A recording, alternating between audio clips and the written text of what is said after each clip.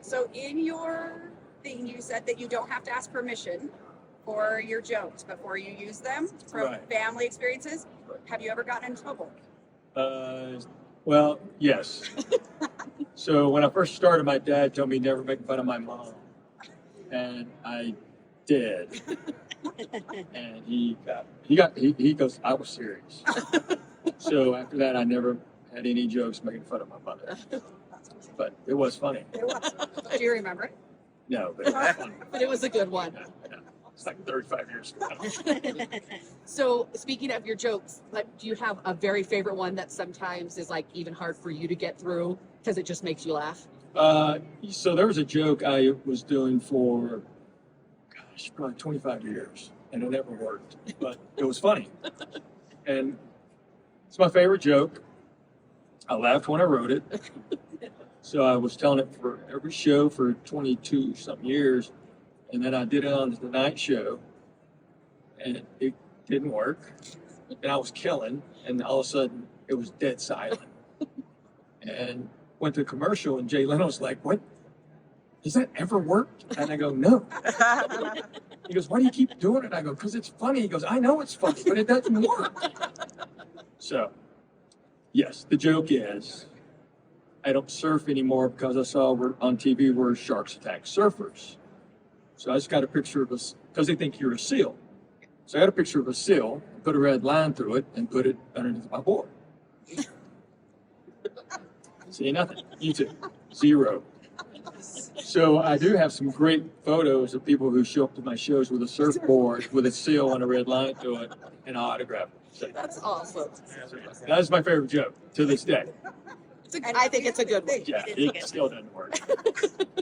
I'm curious why your parents chose to live in Tennessee. What brought them there? They chose Knoxville, Tennessee. My dad, brilliant scientist, worked at Oak Ridge National Labs, split atoms. You know, it skips a generation.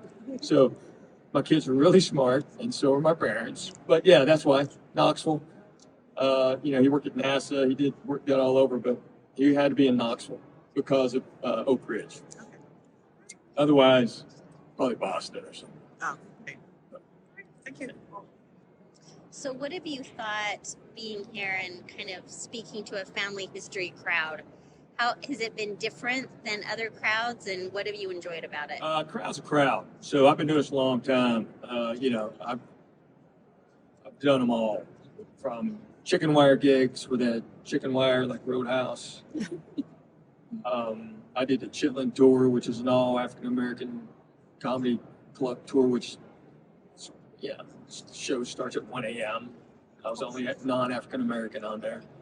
I did the Apollo. I've done all kinds of shows. So show's a show, crowd's a crowd. I got to get them one way or another.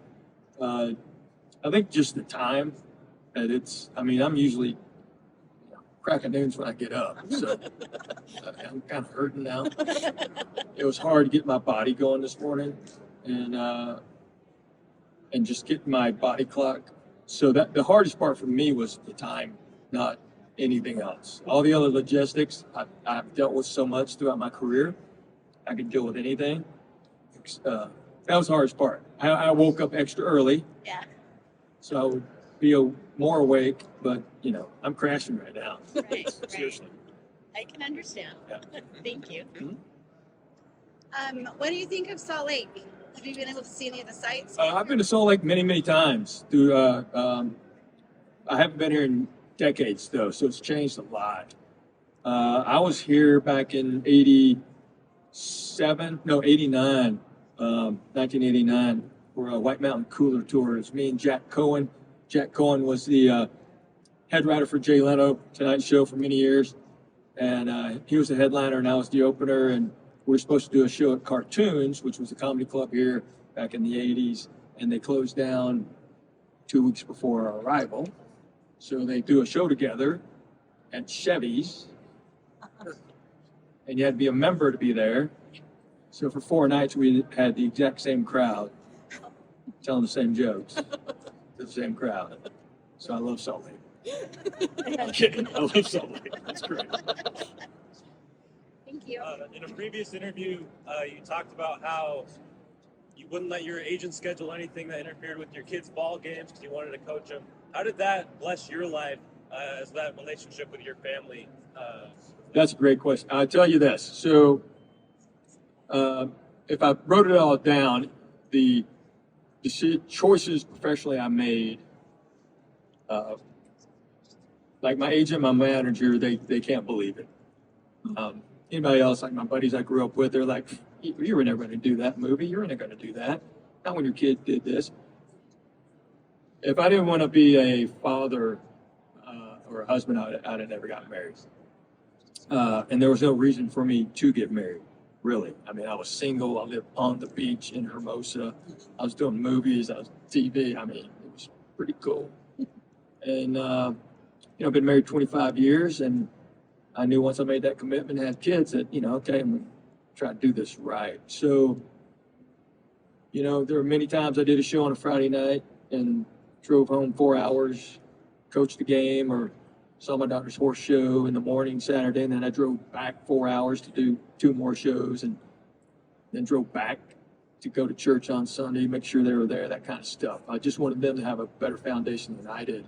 I mean, I'm lucky to be here. My parents are great, but we didn't go to church and stuff. So, I could have wound up a lot of different places. So, I told my kids 2 Christmases ago. Everybody was home. I said, I made the right decision because you 3 have turned out really well. Had one of you been in rehab, I'd have been so ticked off. You have no idea. But they're great. They're great kids. I mean, I people ask us all the time, how'd you do it? And I go, I don't think we did anything, but I was home. I was there a lot. So I think that's important. Does that answer your question? Yes, sir. Okay. What brings you the most joy? Has there been a moment in your life? What brings me the most joy? Kate. Yes. I had a 5-iron the other day. Golf. Golf brings me the most joy. That's my honest opinion. The other would be my wife. Here's the showbiz answer. My wife and kids bring me the most joy ever. No, I play a lot of golf. So I learned a long time ago that if the best part of my day is when I'm on stage, I'm in trouble. And I got a lot of buddies who didn't follow that. They didn't heed that advice. So I found that, I'll go play golf in every city I'm in. I'd play today if I could, but, it's a little chilly. I almost didn't come because it's February. You think I'm lying? I'm not. So that's joyful for me. So you want to retire and play golf? I have 23 hours a day to kill as it is. Okay. I don't have to retire. So yeah, what brings me joy Golf and comedy. besides outside of comedy, besides my family and them making me laugh and all that nonsense? Golf. I was going to ask you your handicap, but I want to ask you another story. My handicap? Yeah. It's whatever I want it to do. And we do have some good horses here. But another question would be, you're from Tennessee, you know a lot about horses. Have you ridden? Do you ride? Do you like them? Do you have any involvement with them? Love horses. Grew up, well, we didn't really steal them. We borrowed them. So me and my buddies would take a rope and some apples and go to different farms throughout the neighborhood, and we just ride ponies and horses all day. My daughter got into riding. She was a hunter jumper for about 2.5 years. And if you don't know what that is, it's like owning a yacht with a hole in it. It's unbelievable. So the 3rd greatest day of my life is when she told me she was tired of riding. And I sold that pony the next day. Teddy was great pony. I loved working with him. Some of my favorite moments is just he and I in the barn in the winter, and he and I just hanging out. I love being around horses. I love riding. It's one of my golf, yes, way more. But, one of these days, I plan to always have some horses around. So, yes, I ride. I used to ride bareback when I was a kid. Now I just poke along with the saddle. And it's still one of my favorite things to do. is it about family history that allows you to plumb the depths of your own comedy and humor and find it in your own routine? My family history, you know, the whole key is I never want to do anything derogatory toward the Korean community and Asians as a whole.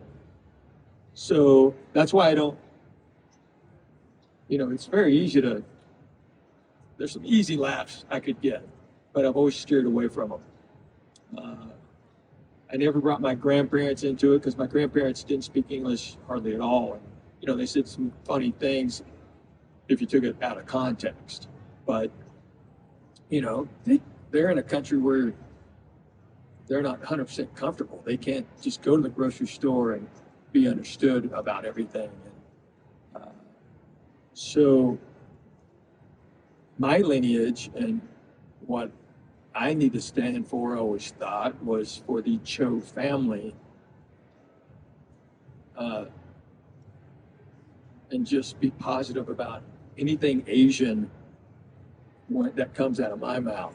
Because especially with social media now, as y'all know, with your phones right now, once it's said, it's out there. So, What was it like for you when you figured out that you had the comic chops and you communicate that way so effectively and memorably? you know, it took me, I actually just got great advice for some great people. I mean, Pat Morita, who was Arnold on Happy Days, he was Mr. Miyagi for younger people, Karate Kid for even younger. You know, Pat told me, he said, you know, you're the guy. You can say no to these broken English roles. You can say no to some of this stuff that I couldn't. And because you're doing comedy in a totally different way. And so he goes, you know, your audience, my audience to this day is 92% white. I mean, I'll never get it. I had to deal with CBS in 1991. And they had a writing team come watch my show at Igby's in West LA. And it was an Asian guy, an Asian girl, and a white girl. And after the show, the Asian writers came up to me and go, there were like white girls like cheering you on. And I go, yeah, that's my audience. They're like, but really? And I go, yeah. And they're like, but you're Korean. And I go, yeah. So I've always just I looked at things differently, and I think I was always perceived differently than your stereotypical Korean guy. So, I mean, I had to deal with Brandon Tartikoff, old executive, passed away, brilliant-minded. The only reason Seinfeld ever got made. And a meeting with Brandon Tartikoff, and a lady named Shanna Landsberg was a big executive development at NBC. And we're going to go see him. And she goes, you know, Brandon, I told Brandon, I'm bringing you in. The first thing he said was, Asian guy? What? Never get Asian guy to be the lead of anything. And she goes, no. Think cowboy, then think Asian.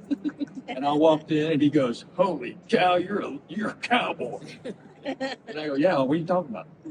He goes, did you ever play like Bonanza growing up? He goes, yeah. He goes, who are you? I go, Wouldn't Hop Sing, dude. I was a Little Joe. He goes, really? I go, yeah. I was always Little Joe. So I think it was a whole different mindset that I brought in. It's why. Time for 2 more questions. If we want to leave you time to go. Okay. Oh, there you go. 2 more questions. I had one. Yes. I love that you are family friendly. Mhm. What made you decide to just not? Not go the other way? Yes. Well, you know, it was me when I started comedy. I don't if you've never heard of Young Life. It's a youth ministry in high schools, and that's the only reason I'm standing there, to be honest with you. I wasn't a great kid. So I was a Young Life leader in high school when I was in college, when I started doing stand-up. So it was very easy to me just to kind of stick to my guns. And then I got great advice early on, 6 months into my career. I worked with Jerry Seinfeld. He goes, I don't know why you're clean, but just stay clean, you'll get more work. So I just continue to do that. So, yeah, I mean, it's my 38th year doing stand-up. tens of thousands of shows. I've never said a cuss word on stage or anything that makes anybody uncomfortable. It's adult humor. Mhm. It's just clean. I mean, people go, yeah, but you talk about this and that. I go, yeah, but it's clean. I mean, vasectomy is a medical term. It's not dirty. Awesome. What would you give? Oh, wait, I was Go going ahead. to say, what would you like for other people who are starting out? Would you give them that same advice? Like, how would you add on to that advice you were given? I tell all my openers, because I tour with guys, and their job is to get better where they can't open for me anymore and headline on their own. And the names are who's who. I've been doing this a long time. A lot of people have been opening for me for a long time. I tell them all the same thing. Work clean, you'll get more work.